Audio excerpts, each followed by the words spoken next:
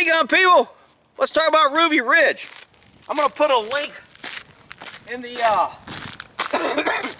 in the description. Man, it's cold still. I'm telling you, man, this cough. It's been over 2 weeks, and I'm still coughing up crap. And I mean, I still got a little bit of drainage. This thing is just lingering on forever. So anyway, Ruby Ridge. So I'm going through my little TV guide thing, and I don't have DirecTV. As a matter of fact, I have a DirecTV dish I just took off my house, and I'm going to hang it up and start and use it for target practice. I'll make a video on it, on what I think of DirecTV. But anyway, that's another video. I digress. Back to Ruby Ridge. So I got an antenna up there, and I get like 20 channels out of Dallas. So, not 20, probably 60, but only 20 that aren't Islam or Mexican or Asian this or gospel this. So even though I got 60 different channels, I get like 20 that I kind of watch. So that's plenty for me. So I'm slimming through their little guide that comes free with the antenna, and I'm looking through it, and it says Ruby Ridge American something. I'll put a link to it. It was on PBS. Now, I'm not a big fan of PBS because they get government money, and they're pretty much a damn propaganda for the government, and they're big government, and they like their government money, and they're not private. And so I'm not a big supporter of PBS. But anyway, they had a good show on, and it was a really good show. Go to the link if you have. I think it's like 45-50 minutes. They put some commercials on it on YouTube, but it's a pretty damn good documentary about Ruby Ridge.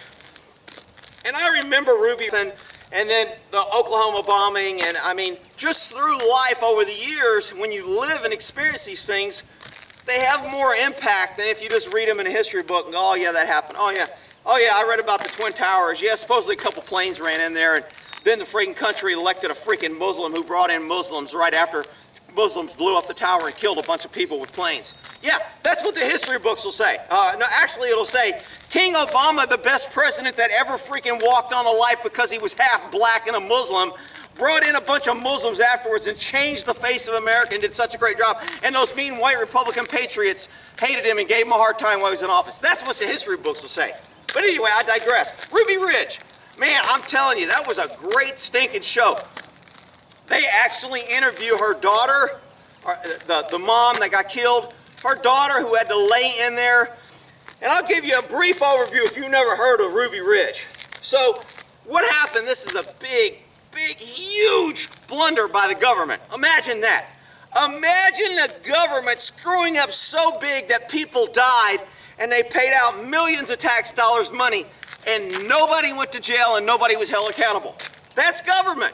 Welcome to government. So, Ruby Ridge, you have a guy who's a vet, an Army Ranger, who wants to get away. He gets into the Bible and he kind of gets into the end of the world or the Revelations or whatever, and he's like, you know what, I just want to move out and take care of myself. Becomes kind of a loner survivalist. He gets his family and his kids away from the city, away from the corruption. He moves up on a hill in Idaho. So, he gets his house and he's living and he's minding his own freaking business. Well, out in the middle of where he's at, nobody is around, but there's a compound about 60 miles away of white supremacists. And there's a white supremacist group there, and they call them the radical, and they, when Black Panthers do their black power and go up to voting booths with guns, they're not black supremacists. They're poor Black Lives Matter, and we should be tolerant. But when a white guy has a camp that says white supremacists or white power or we need to start taking care of our own race, and then all of a sudden they're the bad guys. So the government keyed in because they're liberal, because you got a bunch of people that want to make all white people bad. So they key in on this and say this is a big threat. We got to watch them. They're out there arming. They got guns. They're the bad people. They may push back on the government, and we can't have that. So,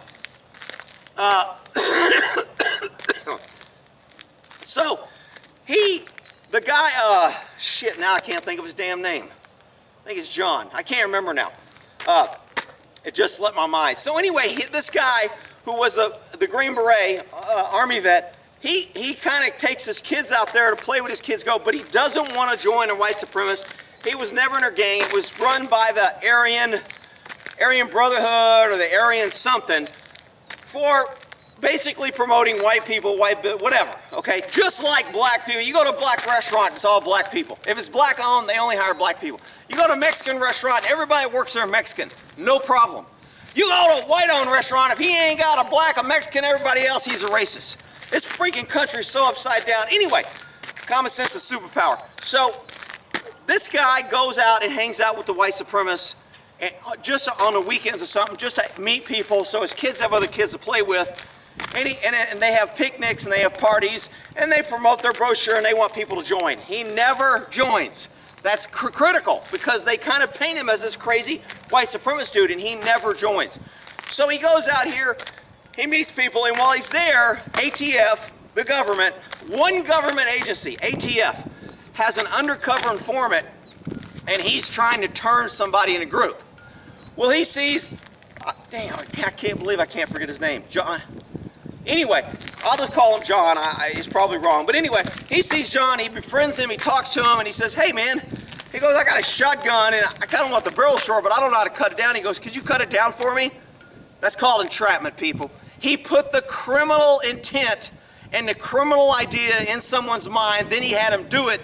Then when he did it, he said you violated the law. That's the definition of entrapment. So he approaches John and says, hey man, I got this gun, would you mind cutting it down for me? And John goes, yeah, he goes, I got some tools up at the ranch. He goes, I'll cut it down. He goes, hey, great, I'll pay you. And, you know, yeah, I might have a couple more that you can cut down if you want to. And John goes, man, he goes, that's easy. I can cut down a barrel. That's easy. So he goes up there. Now, when you're out in the woods in the wilderness, having a cut-off shotgun is a good protection thing. Government has no business telling me I can't cut the barrel off my damn shotgun. More government bureaucracy, bullshit control, because somebody got killed by a gun with a shirt thing, so the government says, ooh, we can capitalize on this and we'll make sawed-off shotguns illegal. And then nobody can have one. Then we can arrest everybody that does, and then people that cut it off, we can arrest them. And even if they have part of a barrel, we can arrest them for that. And we'll get taxes and money, and we'll support the court system and lawyers. So they approach him, he cuts off the barrel. Well, he goes back, tells the ATF calls in, damn, I can't believe I forgot his name. They call in John, and John's like, hey man, yeah, I cut it off, you know, I didn't know I was committing a crime. So they say, you know what, you need to show up for court. And they tell him, either you work for us, either you become our bitch, either you become our informant so we can use you the way we want. Extortion, that's called extortion, people. It's extortion when somebody else does it. When the government does it or the legal system does it, it's not extortion. So anyway, they tell him, you'll work for us or we'll take your house and we'll put you in jail and we'll take you away from your kids. He goes, what the hell? He goes, I did a guy a favor and I cut a barrel down. Remember, that's back in the 60s, so gun control wasn't quite as well known and huge as it is now. So then he goes back up to his house and he goes, you know what? We just won't go into town. I'm not going to court. I don't want to deal with the government. They need to leave me alone. So the government, ATF, goes, hey, we got a warrant. So now they get another government agency involved because the Marshals are responsible for doing arrest warrants and arresting people on federal offenses. So they get the Marshals and say, hey, we got this guy and he's up on a mountain and he didn't show up for court, so we need to get him in custody. So another government agency that needs to justify funds and justify their job, and now we got a case, so now we can use all our toys. They get all these resources and they start following him. They go up to his ranch, they hide in the bushes, they scout on him, they take pictures, they set up motion sensor cameras and get pictures of everybody coming and going on his ranch. And because that's what the government does when they open an investigation. All government has to do to get into your life 100% is open an investigation through no cause. You're not guilty of anything, but that gives them all kind of power and authority to look at your bank records, your phone records, your mail, your garbage. I mean, you name it, they can look at it if they have an investigation going on. So now they're setting up cameras out there. They're filming his kids with guns. They're filming him with guns because they're living on this mountain in the middle of a wilderness. Everybody carries a gun because you need to protect yourself. It's called self-sufficiency, survival. You don't have 911 up there to call the government to come 1 hour after you need them and say, hey, we got the chalk. Who's dead? Let me draw the chalk line. So, so they do all these pictures and they still don't arrest him. Scared, wimpy ass, nobody can just snag the guy. So they're playing their game and they're using this like government does for overtime to justify the case, to say we invested all this money, so when we do finally prosecute him, we can add to the bill This is the investigative cost you cost us, so now you're responsible for this and we're going to fine you for this and we'll take your house. Because that's what government does. They only take from others so they can support their own virus-living leech's self, and that's what they do. So they spend months following this guy. Well, that wasn't good enough. Now they decide to send in 2 teams and watch him for 2 days. So they send in these 2 teams with camos and they split up. One goes on a hill and one goes downhill. Well, most people that live out in the country have dogs. Early warning system, it keeps critters away. It's like a doorbell, it's an alarm system. Dog will hear something that you won't. So he has a dog. Well, they're out there roaming around in the bushes with all their new cami gear, testing out their new government bullshit that they're wasting millions of dollars on to follow some dude because he's got a stinking arrest warrant that is for freaking bullshit that they set him up on, and he should have never been freaking charged anyway. So they're out there doing this shit, and the dog barks at him, and he sees him. So the dog barks at him. When he barks at him, the agents see the dog, and they shoot the dog. Well, when the dog barks, the kid, I want to say he's 14 to 16, he runs to see what his dog's barking at to get his dog, and he hears a gunshot, and his dog dies. He goes, "You just shot my dog." He fires back. He doesn't know they're cops. He doesn't know anything. He doesn't really care. They shot their dog. I'm kind of the same way. If you shoot one of my freaking animals, you better hightail it because your ass, it's go time. So this kid shoots the guy and kills a cop. Good for him. He's a good kid. He's dead. The other agents fire back and kill the kid. Well, somebody who's with the kid ran back to the house and goes, "Hey, they just shot so-and-so." So Dad grabs his gun, says, "I'm going after him." He runs out there, and they see him dead. And there's a shootout that pursues, and the other team up on the hill come down. So now, because ATF set the guy up extortion, and then the U.S. Marshals went out there and screwed the pooch by doing all this bullshit and getting in a firefight and killing the guy's dog and killing his son, now all of a sudden, they pull out and they call the FBI. Because anytime you kill a federal agent, the FBI becomes the investigating story. So we started with one incompetent freaking alphabet agency, ATF, then we went to the U.S. Marshals, and now we're going to the FBI. So now the FBI is in charge. So the FBI goes out there with shoot-to-kill orders, and they send out there what they call their HURT team, their hostage rescue team, and they call it the HURT team. I've worked with them before, and they ain't all that great. Everybody's like, "Oh, it's the best." You know what? They just run around, they train SWAT. They used to come out to Travis a lot and train with us about doing aircraft and having us show them how to get in aircraft and do aircraft, and we'd work together and train together. So I'm not that worried about, the big names of things that government does, Hey, you know what? They're people, and there's some good and there's some bad. So the HURT team goes out there with orders to kill. Anybody with a gun is a target. They've already been told by the U.S. Marshals that they're in violation of law. They've killed a U.S. Marshal. It's considered hostile. Go out there and shoot to kill. So the FBI, all their toys and money and taxpayers run out there with their little teams, cami, face covered up, unaccountable, knowing we're out there just to attack anybody with a gun, and we sneak and ambush them because we're freaking cowards. They go out there and they see a guy with a gun, they shoot him.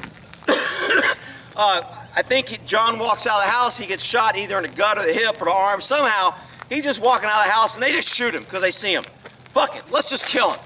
So he goes down, his daughter comes down and helps him up, his daughter goes down and helps him upstairs. His wife's holding the baby at the door, is going, "What's going on?" And as they're going back in the door, they see another male bringing in a gun because they're like, "Hey, let's all get in the house. What the hell's going on? We're being ambushed. Who's attacking us?" They run in the house and boom, HURT team, another sniper, shoots this kid, hits him, the bullet goes through him and kills the wife, kills her too. So she's dead. She lays for a week in there because they can't get help. They're trying to negotiate. They don't know what to do. He just lost his son. He lost his wife. He doesn't have a whole bunch to live for. I mean, he could have easily went, psycho and said, "I'm killing everybody," and that's probably what I'd have done, but he kind of stayed in there. He was hurt. He probably had he had his daughter there, so he's probably thinking about her. And after a while, they get some general retired who ran. I can't boast. I don't know what his name was. But anyway, in a video, they give his name. He comes out there and negotiates because the FBI, he ain't talking to nobody in the government. They've already screwed him, killed his kid and his son. Why the hell do I want to talk to you? So they have this guy walks up because he knows him. He was in the military. Has all these medals, so he's like he would trust this guy. Well, this guy goes in, negotiates, talks to him, gets one of the HURT guys out, and then gets the body and moves his wife out because she's in there rotting for a week while they're surrounding the place. Looks like a damn military operation. Federal government spends millions and millions of dollars to get a dude for a warrant for sawing off a freaking barrel on a shotgun that he didn't even know he was committing a crime. But anyway, that was put in place by their informant that asked him to do it. But forget all that. Millions and millions of dollars, people are dead. They finally get him out and he gives up. He walks out, the general talks him into it and he gives up. When he gives up, they take him, they try him, they treat him like a freaking murderer, they keep him in jail for a long time. Guess what? The jury system came through and acquitted him. They said he ain't guilty of shit. The government was freaking wrong. This was Janet Reno and Clinton era. You know, the liberals who always want to tell you how much they need to control guns. They can't control the guns in the government hands, but they want to control the guns in everyone else's hands. So the jury acquits him and he walks. Then he sues the government and the government settles, I think, for $3.2 million. So basically they gave him $1 million for everybody they shot. It's taxpayer money. Go on, live your life. Here, you stupid taxpayer. You better pay your taxes or we'll come after you again and we'll kill more people.